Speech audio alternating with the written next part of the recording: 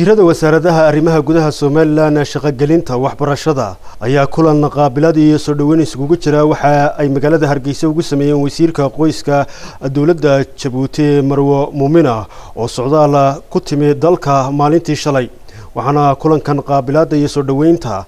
ka hadlay wasiirka arrimaha gudaha Soomaaliland mudane Maxamed Kaahin Axmed aad baan idin soo dhaweynayaa aad baan ugu faraxsanahay inaad halkan noogu timaadeen Soomaaliland soo booqateen waan idin soo dhaweynaynaa aniguna gaar ahaan waan idin soo dhaweynayaa maanta wasaaradda arrimaha gudaha madaxdeeda iyo mas'uuliyiinteeda iyo shaqaalaheeda dalkeenii labaad baa joogtaan halkan qariib kuma tihidin anagu markaan Djibouti tagnana dalka iyagii labaad baan joognaayo qariib kuma nihin halkan waa wasaaradda arrimaha gudaha guduhu waxay mas'uul ka tahay ahaan amniga dalka ay mas'uul ka tahay amniga gudaha dalka sida idinku bada ay u leedahay wasaaradda arrimaha gudaha sirka ayaanta hore tacsida u yimi baan halkan isku aragnay halkan xafiisku ugu yimi aan ku soo dhaweynay si fiican baan u sheekaysanay wasaaradda waxa hoos yimaada oo ay maamushaan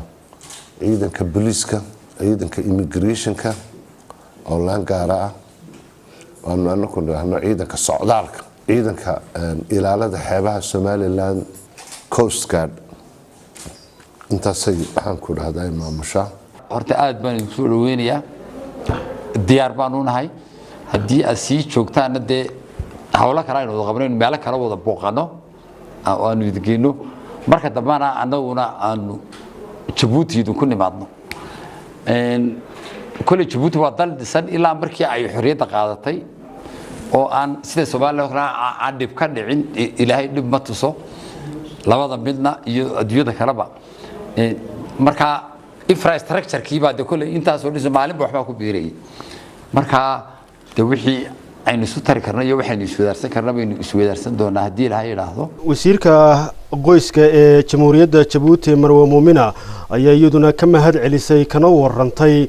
socdaalkeedan sidaad noogu soo dhaweyseen wasiir waad ku mahad qabtaa mas'uuliyiinta meesha wala joogta iyo walaashay Hind iyo labada safiiran la socda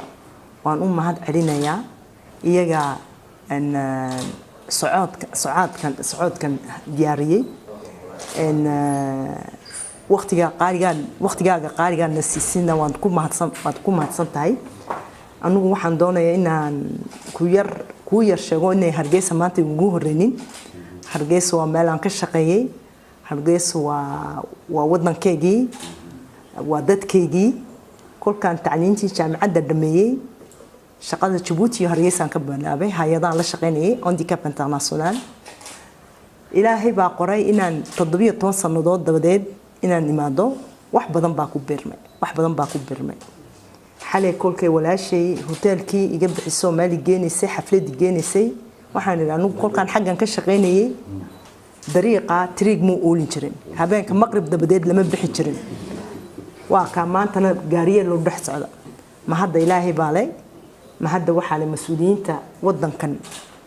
ka mas'uula iyo ininka iyo shacabkii ku dhaxnool sidaad wadankiina u qurxiseen aad u dhisteen aad meesha gaarsiiseen taa horaanta waxaan qof kasto Soomaaliland aan arkaba inta waan u sheegay inta yaraan arkay kolka wax fiican lagu sheego moraalkaaga ku dhisma xoog waad saartaa